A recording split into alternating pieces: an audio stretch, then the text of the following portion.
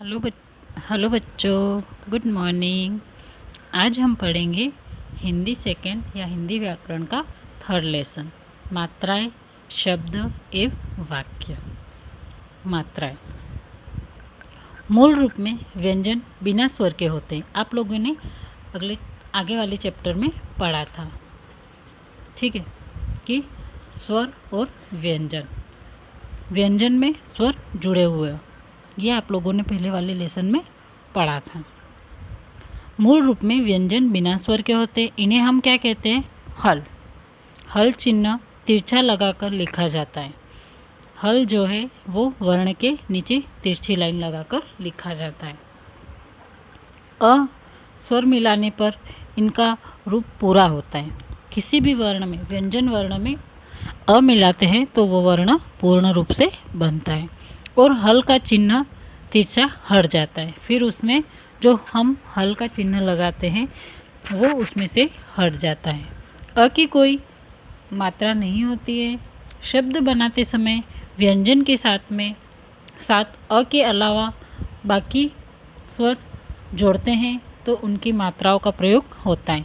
यानी कि अ की कोई मात्रा नहीं है। अ जो है वो वर्ण में जुड़ेगा तो वर्ण पूर्ण हो जाएगा। इसके अलावा बाकी जो स्वर शब्द वर्ण है उनको अगर हम व्यंजन वर्ण में जोड़ते हैं तो उसकी मात्रा लगेगी।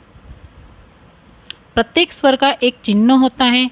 मात्रा लगाते समय इन्हीं चिन्हों का प्रयोग होता है। हर स्वर की अलग अलग मात्रा होती है या चिन्ह होता है जिसे मात्रा लगाते समय हम उसका प्रयोग करते हैं, न कि स्वर का। जब हम अगर अ के अलावा किसी और स्वर वर्ण का व्यंजन वर्ण में जोड़ते हैं तो उसकी मात्रा लगती है, न कि वो स्वर गिना जाएगा। जैसे राम। अब राम कैसे लिखेंगे हम? र आ म, ये गलत है, यह गलत है। इसे हम लिखेंगे पूर्ण र, क्योंकि र में क्या है, पहले से अ जुड़ा हुआ, वो पूर्ण व्यंजन वर्ण है। उसके बाद उसमें आ की मात्रा जुड़ेगी।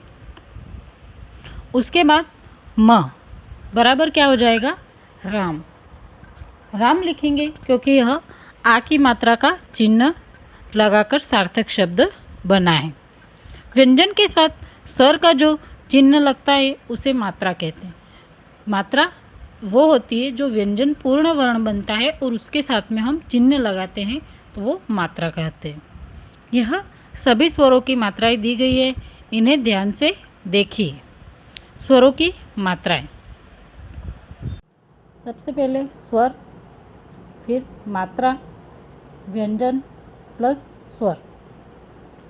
यहाँ पे व्यंजन वर्ण में स्वर जुड़ेगा। शब्द, उससे कौन सा शब्द बनेगा और उस शब्द का पिक्चर। अब सबसे पहले हम पढ़ेंगे अस्वर। क्या पढ़ेंगे? अस्वर। तो अस्वर की कोई मात्रा नहीं है, वो क व्यंजन वर्ण में जुड़ेगा तो क्या बन जाएगा? पूर्ण क, उसमें हलन हट जाएगा। तो इससे क से बनने वाला शब्द हम लिखेंगे कलश। क्या लिखेंगे? कलश। सेकेंड में है आ की मात्रा हलंत क में आ जोड़ेंगे तो बन जाएगा का। क्या बनेगा? का। कान। क्या होगा? कान। का से बनने वाला शब्द कान। आगे है छोटी। छोटी की मात्रा क प्लस ई बराबर की से बनने वाला शब्द है किताब। ई की मात्रा क प्लस ई बराबर की से बनने वाला शब्द है किल। ऊ की मात्रा क प्लस ऊ बराबर कुआ। ऊ की मात्रा ये वर्ण के नीचे लगती है। क प्लस ऊ बराबर कूदना। री की मात्रा री की मात्रा क प्लस री कृषक। ए की मात्रा क प्लस ए बराबर केला। ऐ की मात्रा क प्लस ए कैदी। ओ की मात्रा क प्लस ओ बराबर कोयल। ओ की मात्रा क प्लस ओ को कोआ। आगे है, ध्यान दें, पहला पॉइंट, सभी मात्राओं को लगाने का तरीका अलग अलग है। सभी मात्राओं को अलग अलग तरीके से लगाते हैं।